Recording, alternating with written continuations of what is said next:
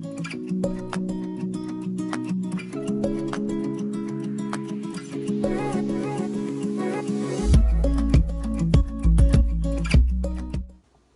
guys.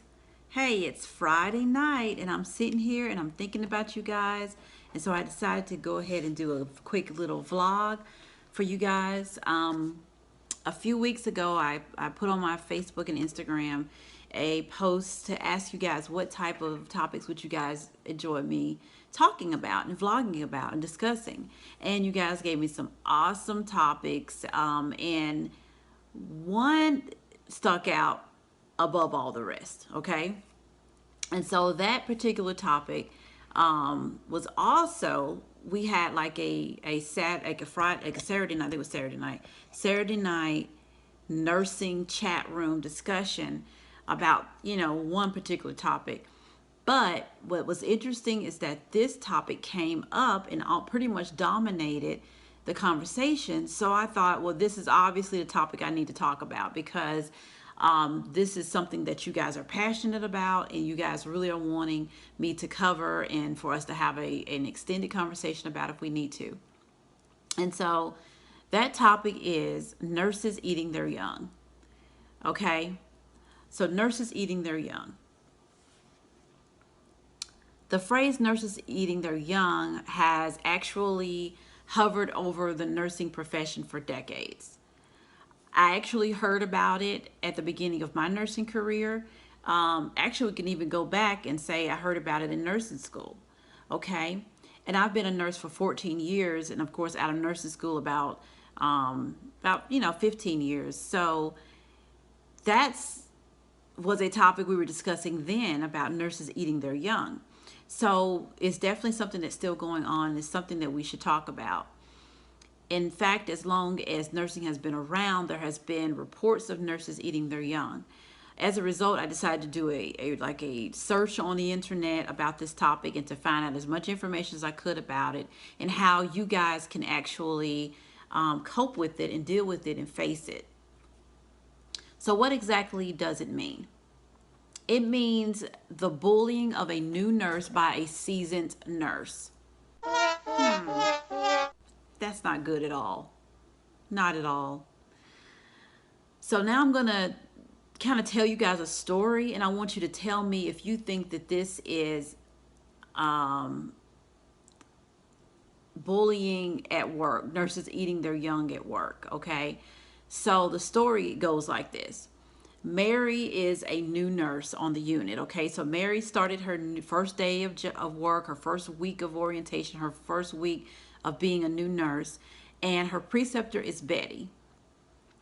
And Betty is an older nurse, and she's being tough on Mary. Okay, she gives Mary the toughest patience. She doesn't step in to even help her when she sees that Mary is drowning. And Betty openly criticizes Mary in front of the others and frequently makes comments about whether or not Mary has what it takes to be a nurse. Now let's break this down.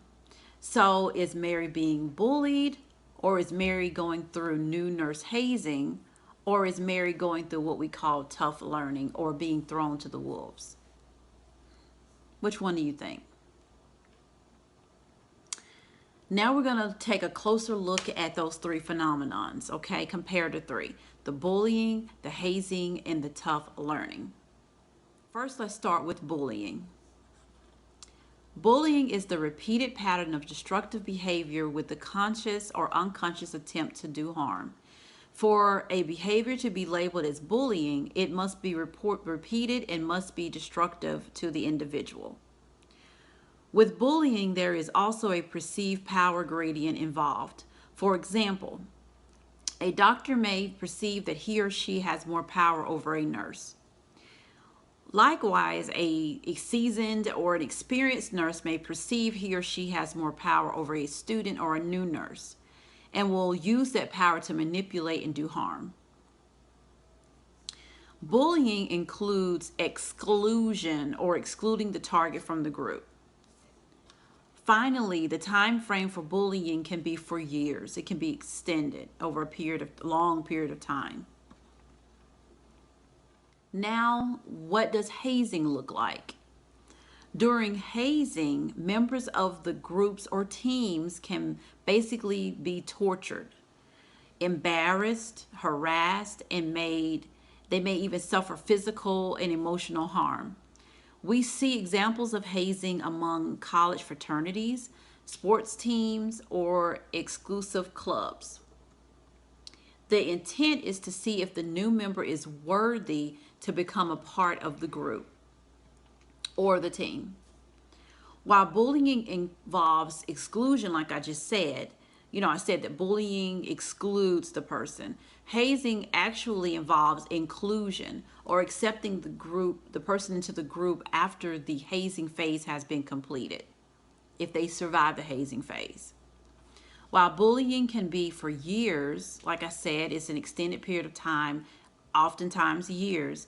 Hazing tends to have a definite or defined period of time, usually a short period of time. So far, we've talked about bullying and we've talked about hazing, but there also could be a third phenomenon at work, and that is called tough learning or being thrown to the wolves. Being tough on new nurses to help them learn is very common. Many seasoned nurses say they learned how to be competent nurses by being thrown to the wolves. They will share stories about receiving only 1 week orientation on a critical care unit, being placed on charge without any training, and caring for every patient on the unit while the other nurses take a long lunch break. Does any of that sound familiar to any of you guys? Does it? Probably so. These nurses truly believe that they learned how to be competent nurses by suffering when they were new. Nurses who are tough may say phrases like, "I wanted to see if you could handle it," or "the best way to learn is to jump in feet first," or "nobody helped me and that's how I learned." You see, some nurses actually think that by being tough on new nurses, they are helping them. However, research has shown that that is wrong. Studies show that when you are unnecessarily hard on someone during the learning phase, they become less competent. Being tough on someone to help them grow is not a terrible thing, but it is not good during the learning phase. I thought that was really great that they pointed that out, because during the learning phase, it's not good to be tough on that person when they're trying to learn, because they're learning the steps. And if you never step in to tell them what's wrong, they'll keep repeating those wrong steps over and over again, which could actually be bad for patient outcomes, okay? But what was interesting is that they pointed out that when you're no longer in the learning phase, but have actually reached a zone of comfort, a comfort zone in that task or that skill, then it's good to be pushed so you can stretch and you can be sharpened, and that skill can be sharpened. So I thought that was really good they pointed that out, because that is a very good part of learning, being stretched and being pushed, but it's not when you're learning how to do something for the very first time or the very first few times, okay?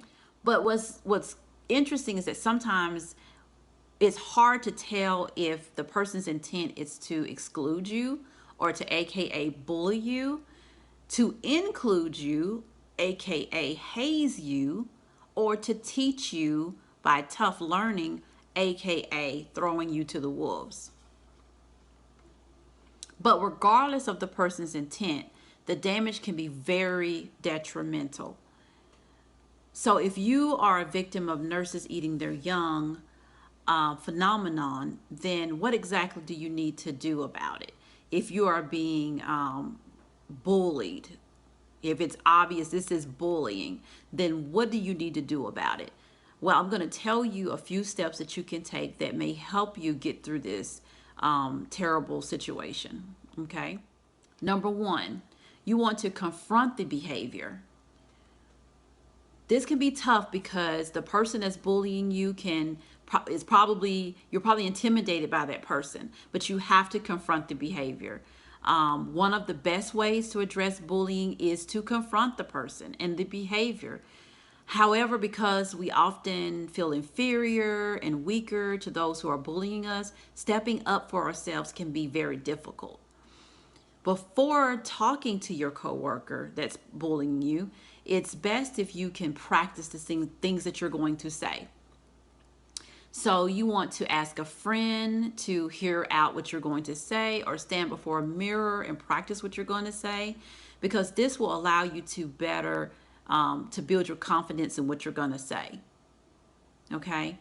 And it also allows you, when you're doing practicing in the mirror, it will allow you to rehearse positive body language, because you don't want to posture, you don't want to actually, make the person feel intimidated as well, because they can be counterproductive. You want to confront the person in private, not in public, in front of everyone, not in front of patients or other coworkers, because you don't want people to see you arguing, especially patients. You also want to avoid catching that bully off guard, such as calling him or her out in front of the other nurses, other coworkers, and things like that, because that person can actually get on the defensive, and once they get into the defensive mode, then it's you basically in a vicious cycle. Okay, so you want to make sure you confront that person not off guard. Number 2, don't be a victim. So this is key, because bullies feed on people who have low self-esteem. So if if they know that they can pick on you, they will chip away at you, at the remaining bit of confidence that you have. They just sense it. They will just hone in on you, and you will become a target. But to avoid falling victim to bullies, focus more on what you can do. So what this means is that you need to focus on what you bring, the value that you bring to the unit, the things that you do really well. Okay, focus on that. And this will help to boost and improve your self-esteem if you concentrate on those different things without directly ignoring that coworker. Okay. Here's an example of a new nurse that recalls the day that she was able to gain her confidence. There was a head nurse that would come on the unit every shift and would tell everybody everything that they didn't do right. Okay. So one time, before she even had the chance to negatively criticize this particular nurse's work, the new nurse approached her first. And after greeting her well and professionally, the new nurse started reporting everything about the patient. The new nurse recalls that she gathered all of her confidence that day, and it was the best move she ever made. So she was able to step up to that person before they had a chance to say anything negative, and to give her report with confidence, and that gave her changed her entire world, so she could be confident from that day forward. Bully nurses often target the new hires or those that they feel aren't deserving of a promotion. They also like to pick on nurses who they think are receiving special favors and treatments from doctors or other coworkers. Number 3, you want to find support. So if your coworker isn't open to a friendly dialogue, or if you feel threatened by his or her behavior, you should definitely seek your nurse manager's help, or even if that's not helpful, seek your human resources department to see what you need to do. The manager or the human resources department can establish standards that for what behaviors are not acceptable and the behaviors that are acceptable. They can also impose policies, procedures, and even the repercussions, the consequences, repercussions of bullying in the workplace. So to be effective, your nurse manager or your human resources department should, 1, be strict with implementing rules against bullying. Number 2, be fair in assessing the situation. Number 3, always be available to address the concerns of the nurses. And number 4, respond well to complaints to maintain a sense of trust. Number 4, you need to remember that this is not your fault at all. Nurses who resort to bullying most of the time feel inadequate themselves. If they see you are someone who's prettier, younger, smarter, or even popular than they are, they feel threatened. By instinct, they will want to degrade you, humiliate you, because they feel threatened by you. Nurses that bully can give you excessive workloads or publicly scrutinize your work. They can also tell other people rumors about you. They could yell at you in front of everyone, degrade you, gossip about you. This is very unfortunate. Although these things can be demeaning, now listen to what I say. This is very key. Although these things can be very demeaning, it's important that you know who you are and what you're capable of doing. Once you give in, you'll only encourage them to continue their behavior. So know who you are, don't give in so that you don't encourage that behavior. As I mentioned earlier, nurses eating their young is not new at all. Studies have shown that 48% of graduating nurses are afraid that they will become the target of workplace bullying. That's so unfortunate. You're already nervous because you're coming onto the unit new, learning new skills as a new nurse, and then you have to also be afraid that you're going to be bullied. And they're saying that 48% of new graduating nurses are feeling this way. Very sad.